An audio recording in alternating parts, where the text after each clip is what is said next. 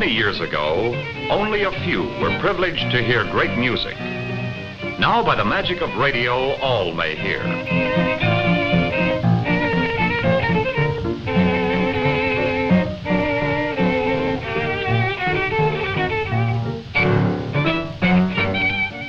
In the past, books, the wisdom of the ages, were arduously kept alive, copied page by page, letter by letter. Each letter was a masterpiece of design, of patient craftsmanship, of consummate skill.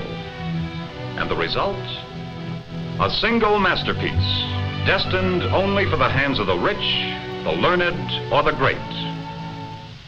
Today, by the magic of printing, a single pair of hands duplicates in minutes the work that once took years. The skill of the author, the craftsmanship of the artist are locked together in a single master plate. From the master plate come the thousands and thousands of copies, duplicate pages exact and perfect to the tiniest detail. Books, the wisdom of the ages, multiplied a millionfold for all to enjoy. Luxurious transportation, too, was once the privilege of the few. The coaches of the rich were handmade of the rarest woods, the finest leathers, and the richest velvets, fit for a queen and worth a king's ransom. Even today, the engineering model of a new Chevrolet represents far more than a king's ransom in the vast sums invested in experimental work, design, testing, and proving. The first model of each new line of cars is literally handmade by craftsmen, just as were the early cars. Today's car and tomorrow's too would cost a small fortune if each car had to be made by hand. Yet through quality mass production, new Chevrolets are made each year, masterpieces of transportation which millions of people can afford. The miracle of quality mass production begins with the raw material. It begins with the mountains of steel plate, the billets of iron, and the hundreds of other types of materials needed. But quantity alone is no guarantee of quality in the finished product. So the research laboratories and the engineering and experimental facilities of Chevrolet, plus all the vast resources in personnel, equipment, and know-how of General Motors' Research Division, must be thrown into the job of determining the qualities demanded for the best performance in the finished car. In the material test laboratories, plates of highest test carbon steel are stretched and broken by forces far greater than any chassis brace or body panel will ever be subjected to. Castings of experimental engine parts are pulverized and torn or burnt out in days and months of full-speed operations tests.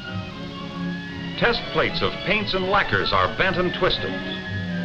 Here in the Chevrolet test lab, the top qualities of the raw materials are determined and the specifications set.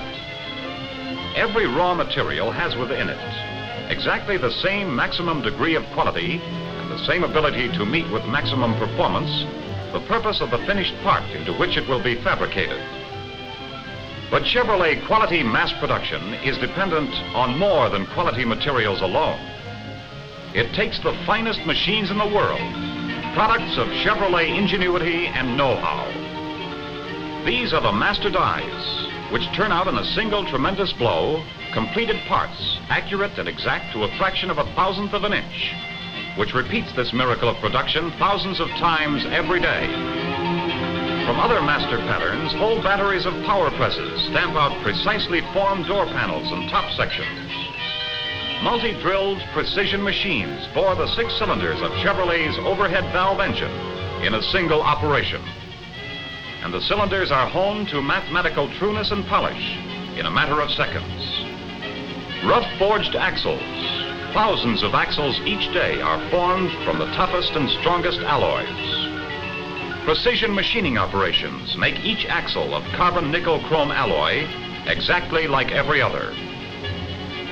With instruments of precision and quality control, science has strengthened the eye, the hand of the skilled craftsman to help him judge the quality of his work. Gauges used in the mass duplication of the finest motor cars are accurate in measurements to the fraction of a thickness of a human hair. Inspection never ceases. The constant checking and double checking goes on. Gears are checked against master gears to detect the slightest deviation in the pitch or angle of the gear teeth. X-ray machines look for hidden flaws deep within the steel heart of a seemingly perfect crankshaft. Each new engine is first driven electrically, and lubricating oil is forced into every part of the engine. Then the oil pan is removed, so bearings and other moving parts can be rigidly inspected. Finally, the engine receives tests under its own power to make certain it matches the perfection demanded by Chevrolet valve-in-head engine standards. But quality mass production needs even more than machines and instruments and inspection. Chevrolet quality mass production demands people. People who are trained, skillful, and alert. Thousands of people. But beyond the men, machines, and instruments of production is the job of putting all the parts together. It takes timing to swing a box girder frame onto a moving line. It takes timing and system to get the chassis parts where they're needed, when they're needed. And on the engine assembly line, split-second timing keeps the transmission, the fuel pump, the carburetor, and generator moving in faultless assembly order, one locking into the other. Precision timing brings the engine to the main assembly line, a second after the last bolt has been tightened and inspected on the chassis. The schedule and delivery of more than 15,000 separate parts to the line is no simple matter. Production know-how, implemented by systems of control, gets every part from the stockpiles and storage bins to the line. The parts arrive on the line with timetable precision. At just the right moment, a body of a particular color to match the wheels is swung onto the chassis. On a feeder line, the front fender's assembly to match is moving up in an exact predetermined spot in that feeder line. With parade ground precision, the fender line swings abreast the main assembly line.